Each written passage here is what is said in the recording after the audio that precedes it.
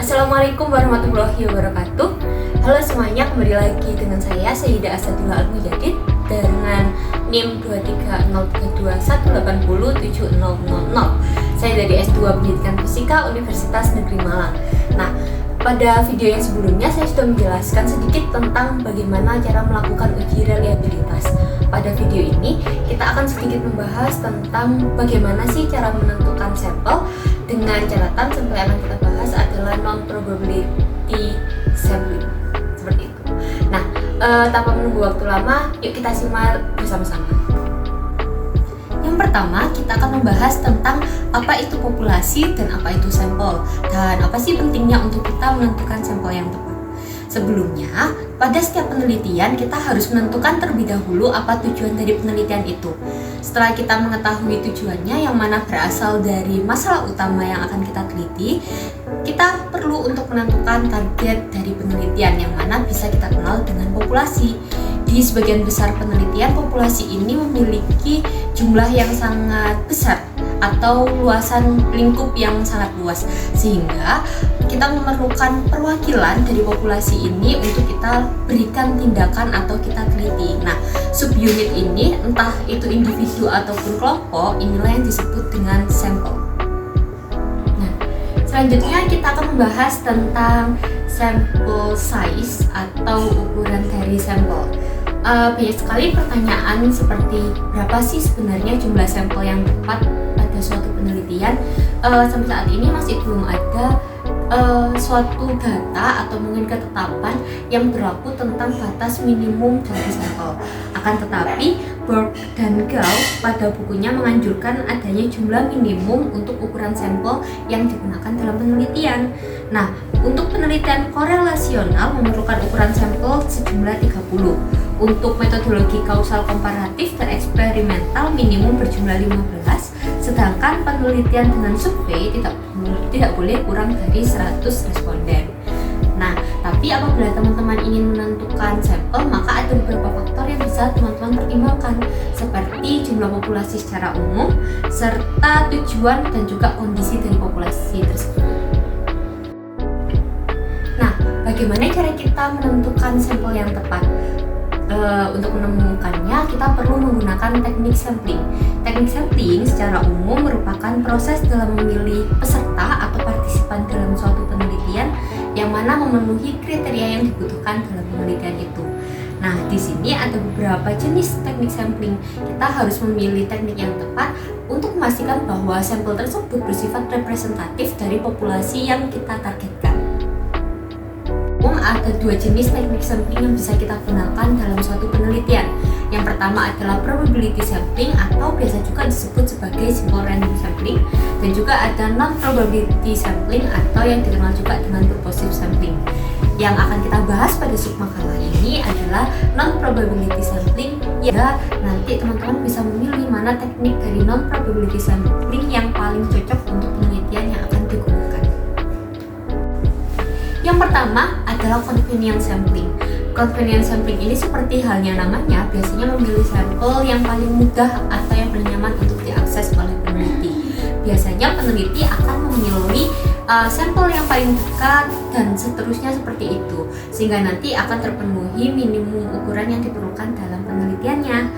Nah, yang kedua adalah kuota sampling. Kuota sampling ini mirip seperti stratified sampling yang ada di probability sampling.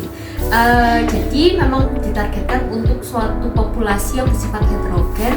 Kemudian populasi ini akan dibentuk sub-sub kelompok atau sampel-sampel yang mana bersifat homogen. Kemudian nanti pemilihan sampelnya akan diambil dari setiap kelompok itu, tapi tidak bersifat acak. Nah, sifatnya tidak acak inilah yang membedakan antara kuota sampling dengan stratified sampling, seperti itu. Yang ketiga adalah purposive sampling. Purposive sampling ini artinya memilih suatu sampel berdasarkan karakteristik yang disesuaikan dengan tujuan dari penelitian. Nah, biasanya memang peneliti itu dengan sengaja memilih sampel dikarenakan pengetahuan atau mungkin skill atau mungkin kemampuan yang dimiliki oleh sampel atau responden tersebut. Yang keempat adalah dimensional sampling. Nah, dimensional sampling ini kurang lebih mirip seperti kuota sampling, hanya saja beberapa sumber menyatakan bahwa dimensional sampling ini merupakan penyempurnaan dari kuota sampling. Mengapa demikian? Karena teknik ini melibatkan identifikasi dari berbagai faktor yang mana akan mempengaruhi suatu populasi, sehingga nanti responden yang masuk ke dalam sampel itu akan memenuhi kriteria yang dicari dalam suatu penelitian. Selanjutnya ada snowball sampling. Nah, seperti namanya, biasanya teknik ini akan dimulai dengan mengidentifikasi sejumlah kecil atau mungkin satu orang individu untuk menjadi bagian dari sampel. Kemudian individu ini akan menjadi pihak yang mengidentifikasi calon sampel lain yang memiliki karakteristik yang sama, sehingga itu akan berlanjut untuk seterusnya hingga sesuai dengan namanya mirip seperti bola salju yang makin lama semakin membesar. Yang terakhir adalah volunteer sampling. Volunteer sampling ini merupakan suatu teknik non-probabilitas di mana partisipan memilih atau dengan kehendaknya sendiri berpartisipasi dalam penelitiannya.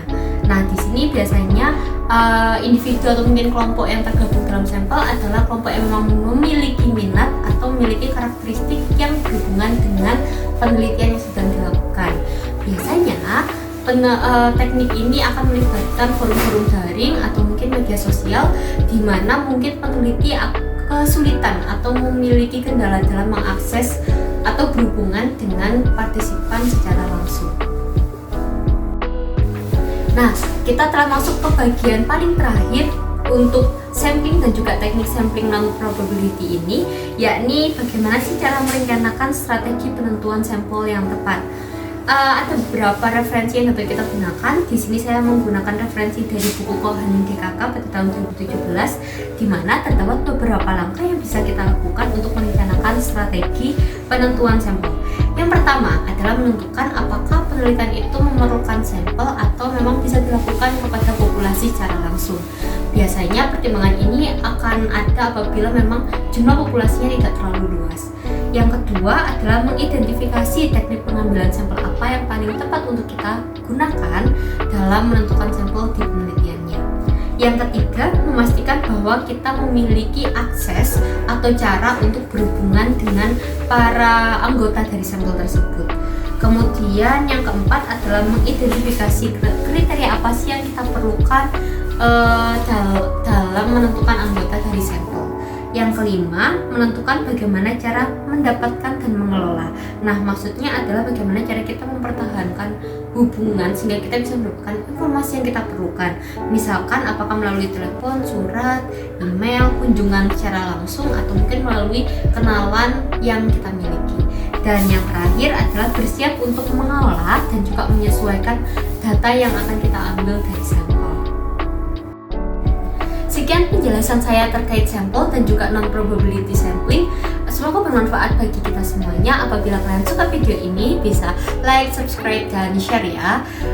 Sekian dari saya. Wassalamualaikum warahmatullahi wabarakatuh. Nah.